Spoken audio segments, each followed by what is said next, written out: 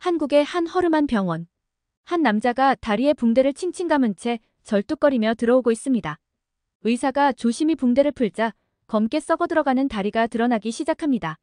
의사는 왜 이제야 왔냐며 질책하지만 곧 환자의 두 손을 꼭 잡은 채 눈물을 흘리는데요. 이 남성에게 무슨 일이 있었는지 사연 들려드리겠습니다. 안녕하세요. 저는 이탈리아에 거주하는 칼리스토입니다. 현재 이탈리아의 패션 기업의 품질 담당 부서에서 근무하고 있어요. 매일 반복되는 지루한 일상이지만 저에겐 남모르는 취미가 있어 버틸 수 있었어요. 바로 등산입니다. 보통 생각하는 배낭 하나 메고 동네 산에 올라가는 가벼운 등산이 아니라 히말라야 산맥같이 높고 험한 산에 올라가는 취미입니다. 대학생 때 처음 등산에 입문했어요. 대학교 산악부에 가입했었죠. 친구들은 여자들과 만날 수 있는 다른 동아리에 들어가라고 닥달했지만 저는 어렸을 때부터 미지의 자연을 탐험하고 성취하는 사람들을 보고 동경하며 자랐어요. 그중 하나가 전문 산악인이었어요. 고등학생 때는 위험하다고 부모님이 말렸었지만 이제 성인이 되었으니 제가 원하는 걸 자유롭게 선택할 수 있었죠. 산악부에서 다양한 사람들을 만나고 여러 경험을 했습니다. 특히 등산 중에는 생각지 못한 위험이 다가올 수 있어 다양한 응급처치 기술을 배웠던 것은 일상생활에도 많은 도움이 되었죠. 학기 중엔 아르바이트와 훈련으로, 방학에는 해외에 나가 등산을 하며 시간이 어떻게 가는지도 모를 정도로 바쁘게 대학 생활을 했어요. 대학을 졸업하고 취직을 해서도 매년 최소 한 번씩은 휴가를 몽땅 털어서 해외의 유명한 산을 등반했어요. 그러던 어느 날 저에게 일어난 일로 인해 제 인생은 완전히 달라졌어요. 코비드 시기에는 세계 여러 국가들이 국경을 닫았기 때문에 해외에 나갈 수 없었어요. 자연스레 몇 년간 등산도 하지 못했습니다. 매일매일 언제쯤 등산을 할 수 있을지 손꼽아 기다리기만 했어요. 다행히 작년 겨울쯤 코비드 상황이 완화되어 네팔의 국경이 열렸습니다. 저는 바로 동료들과 날짜를 맞춰 히말라야 산맥 중 에베레스트산 북서쪽에 있는 초오유산을 등정하기로 했어요.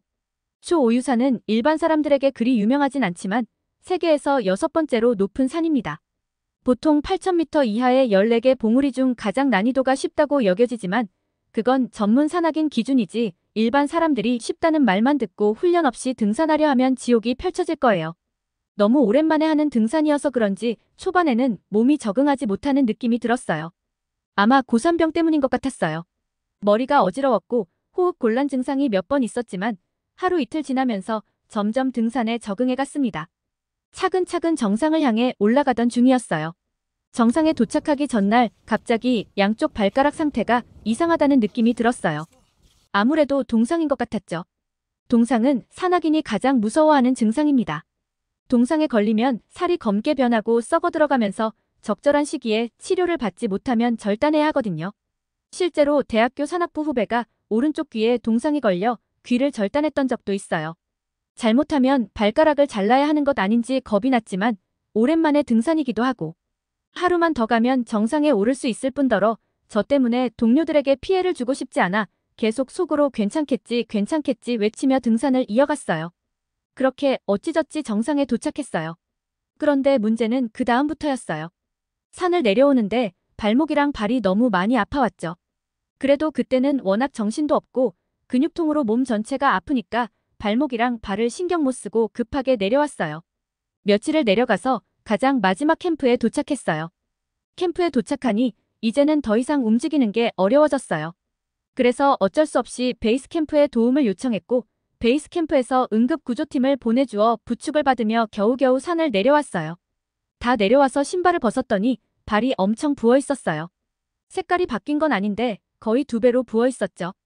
동료들이 제 발을 보더니 동상이라며 따뜻한 물을 준비해 주어 발을 녹였어요. 그런데 따뜻한 물에 발을 넣으니 너무 아팠습니다.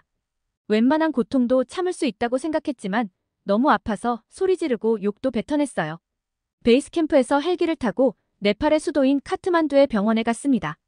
카트만두의 병원에선 특별한 치료 없이 소독과 수액, 그리고 항생제를 주었어요. 다음날 비행기를 타고 이탈리아에 도착했습니다.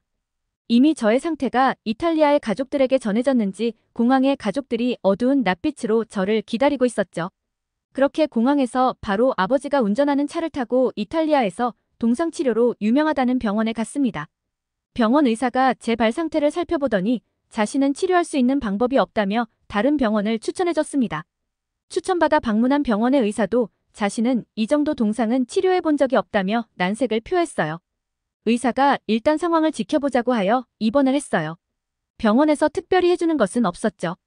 단지 항생제만 투여해줬어요. 이러한 제 상황을 알게 된 대학교 산악부 선배들이 병문안을 와서 이탈리아에서는 로마의 한 병원이 동상 치료를 많이 한다라는 이야기를 해주었어요. 마지막 희망이라는 생각에 바로 그 병원에 찾아갔죠. 그 병원에선 며칠 동안 지켜보자고 하며 매일 2번의 소독과 약을 줬어요. 입원한 지 일주일째 되던 날 의사가 청천벽력 같은 이야기를 했어요.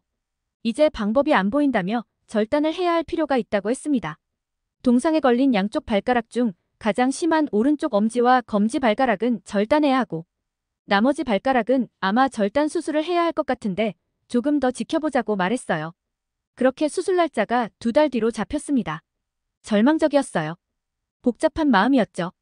발가락을 절단해서 이제 어떻게 살아야 하나라는 마음과 모든 발가락을 자르지 않아 다행이다 라는 마음이 공존했어요. 그런 상황에서 제 소식을 듣고 대학교 산악부 지도 교수님이 찾아오셨어요. 그리고 한 일화를 말씀해 주셨어요. 예전에 한국 산악인 김홍빈 대장을 만난 적이 있는데 그분도 동상으로 10손가락을 모두 절단했다고 했어요. 그래도 포기하지 않고 계속 산에 올라갔는데 또다시 코와 귀에 심각한 동상이 걸렸다고 해요. 결국 절단해야 한다는 진단을 받았지만 코와 귀를 절단하면 고글을 쓸 수 없기에 더 이상 등산을 할 수 없어 다양한 대체 치료를 찾아다녔다고 했어요. 그러던 중 한 한의원에서 한약, 침, 뜸, 한약 연고로 완치가 되었다는 이야기였죠.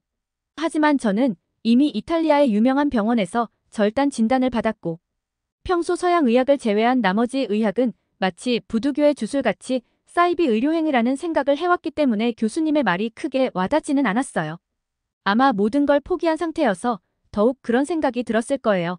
하지만 다음날 어머니께 교수님의 이야기를 들려주니 어머니는 밤을 꼴딱 새며 한국의 한의학에 대해 정보를 알아보셨어요. 그리고 저에게 한의학에 관련된 다큐멘터리를 보여주셨죠. 입원실에서는 할 일이 없어 무료한 상황이라 속는 셈 치고 다큐멘터리를 보기 시작했어요. 처음에는 그저 신기한 동양의학 정도란 생각이 들었지만 얼마 지나지 않아 저에겐 알 수 없는 감정이 생겼어요.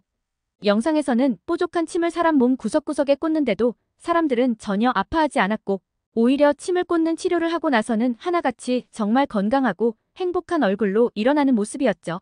환자들은 대부분 어르신들이었는데 모두들 신체의 통증 때문에 침을 꽂는 의료 시술을 받는 상황이었죠.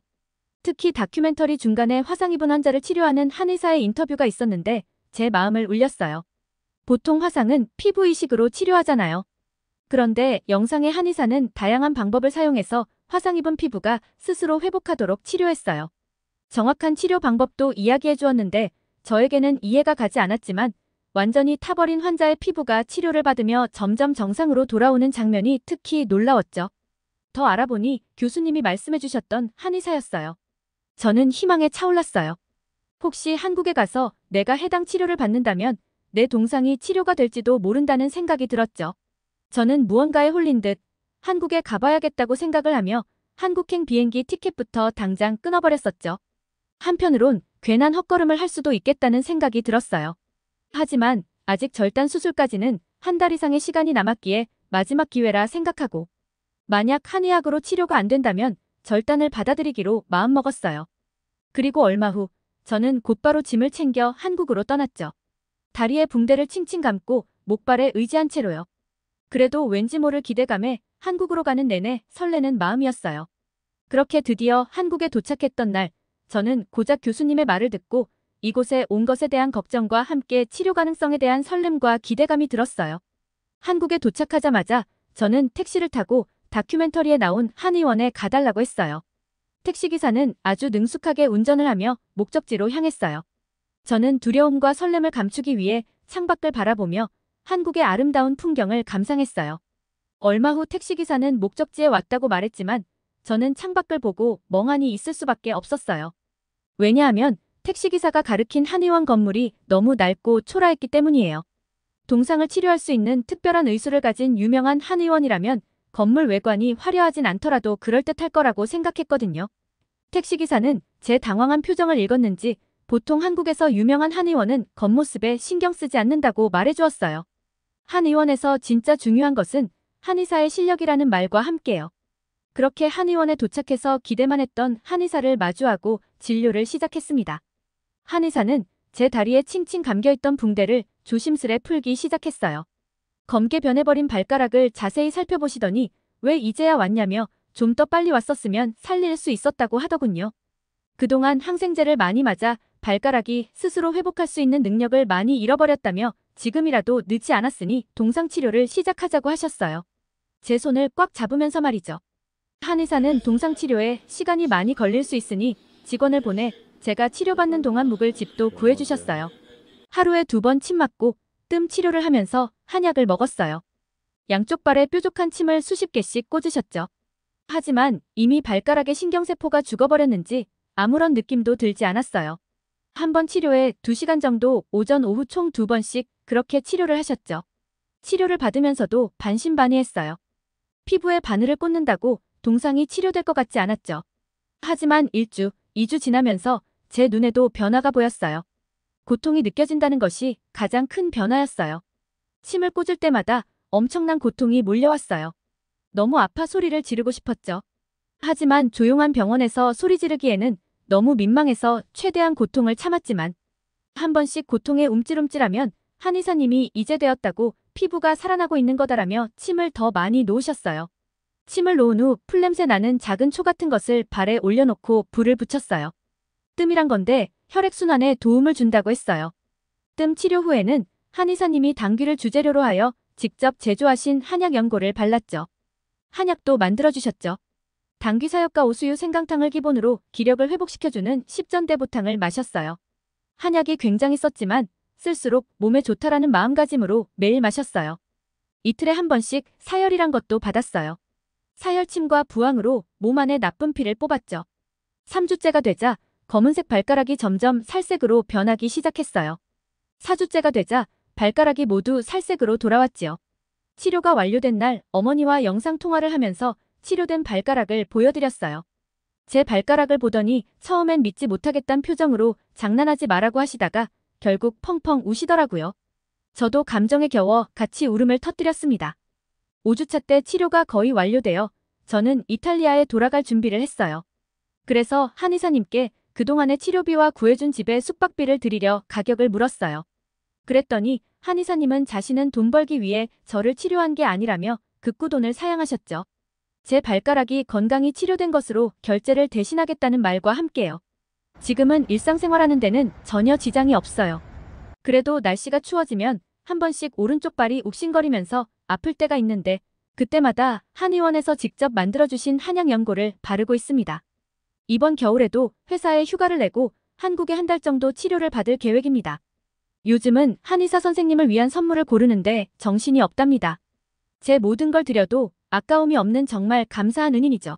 제 사촌 동생은 동상치료를 보더니 나중에 커서 한의사가 되고 싶다며 한국어 공부에 열중하고 있어요. 한의학이 아직 대부분 한국 안에만 머물고 있고 아직 이탈리아에는 한의학을 접할 수 없지만 제 사촌 동생이 한의학을 배워 이탈리아 1호 한의사가 되었으면 좋겠습니다.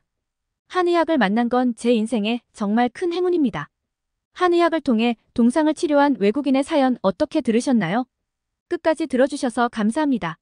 제 꿈은 10만 유튜버가 되어보는 것입니다. 다음 사연 듣기 전에 꼭 구독 버튼 한번 눌러주세요.